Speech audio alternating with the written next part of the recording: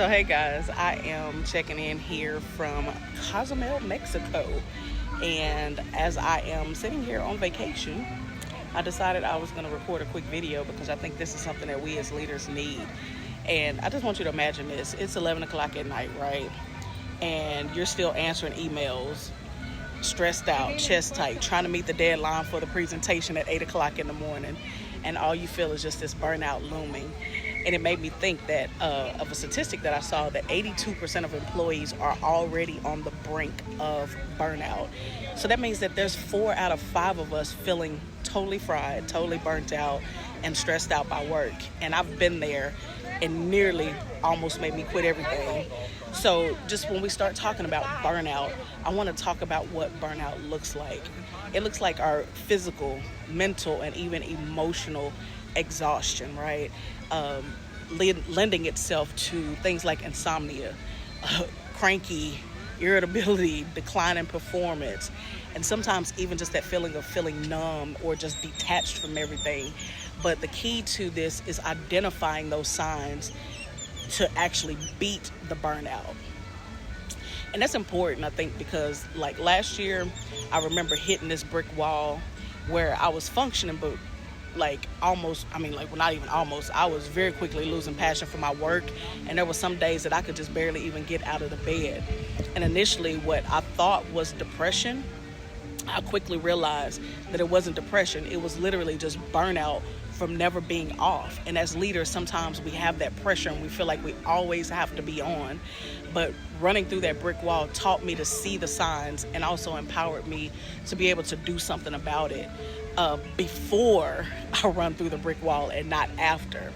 And so as I began to think through that season and what led me there, I developed a few strategies, 7 strategies, as a matter of fact, to help me to identify those signs before I get there.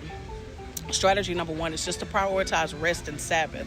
So I actually have a weekly rest day that I adopted from my faith, which, 7 days, Sabbath.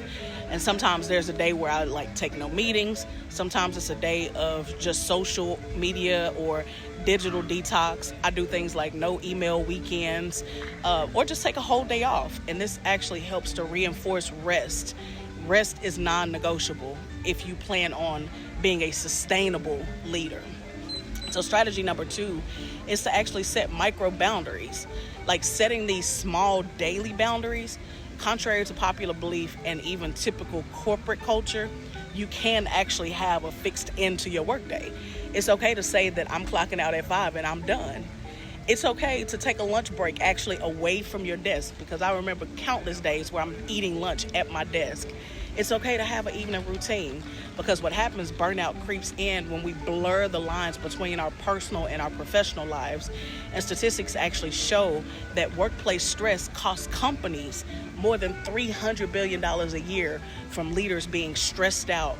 They're making mistakes. They're missing important details, or even calling in sick. And it shows that even our businesses have a huge stake in helping to prevent burnout. And so that just underlines that taking care of yourself is not just smart. It's very smart for us to do that. It's not selfish. We should actually set those boundaries, right? So strategy number 3 is just spiritual and mental recharge. For me, it's prayer. So I have a morning prayer routine, and that prayer routine is non-negotiable. For you, it could be quiet time just to center yourself and to direct your focus. Deep breathing, journaling, sometimes just having moments of gratitude. These are all proven stress reducers. And I saw another statistic that said that 82% of C-level leaders have, or they actually either currently do, or they have struggled with imposter syndrome. And then 96% of all leaders have reported that work-induced stress. And that just stresses the need, again, for us to have those mental resets, even if it's just to reset our thoughts and our feelings about ourselves and even our leadership, because being stressed out leads you to all sorts of mental breakdowns and, thoughts that's just not healthy or productive for us as leaders. So strategy number 4 is to just exercise and be more healthy. And one of the things that I've discovered is that leaders under stress often neglect themselves. We neglect our bodies, right? And unscheduled workouts for me just rarely ever happen. So now if I'm working out, I have to schedule it the same way that I schedule my meetings. And it may start with just short walks in the morning before work, or a quick walk around the block during my lunch break, or if you're in the office, maybe a quick walk around the courtyard if y'all have one during your lunch break. But exercise in and of itself lowers the stress hormones. And it also shows that leaders who exercise at least 3 times a week have better focus and better moods, right? And I have to admit that that is one that I'm still working on, just to be consistent in it. But I have incorporated my daily walks at lunch, and I can definitely tell the difference, right? So then strategy number 5, accountability is important. Support is important. So get a mentor, get a coach, a therapist. Before, let me say that again, before the stress builds, right? This helps you to manage and discover your own signs before it's too late, before you run through that brick wall. So bust that myth that leaders have to be superhuman. It's really okay to admit that you're human and to get help. I have a therapist. I have my faith community, and I also have weekly scheduled lunch with my group of good friends. And this kind of helps me to keep grounded, and it just gives me something to look forward to besides work. And also, there's many companies who have resources like mental health days or even EAPs. Use them, okay? Use them. Strategy number 6, just reassess your workload and even your purpose. Examining your workload and just asking yourself if you're doing too much can help. We can actually delegate. Like, what can I delegate? What can I postpone, or what can I cancel? Like, sometimes burnout is just a sign that something needs to change. Something needs to be aligned or realigned.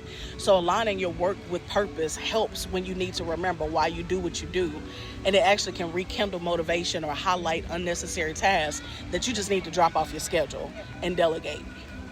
And that was a huge one for me, because delegation, as leaders, like, sometimes we have this thought like, well, they can't do it like me, or they can't do it as fast as me, or, you know, the effectiveness of it is not going to be as if I did it. But that's kind of the point, right? They're not supposed to do it like you do it. Every employee, every person that you delegate to, they have their own unique way of doing things. And as long as the outcome is still what is necessary, it doesn't matter how they do it. So delegate and stop thinking that you're the only one that can do it. And then strategy number 7, mini sabbaticals or resets, right? For those deep in burnout, I propose just taking a break if possible. I recently took a month-long sabbatical in April, and I'm now, as you can see, on the beautiful island of Cozumel with my mommy. Say hi, mama. She's on her phone. I'm taking another mini break right now. So short vacations or a week off to recharge can actually work wonders.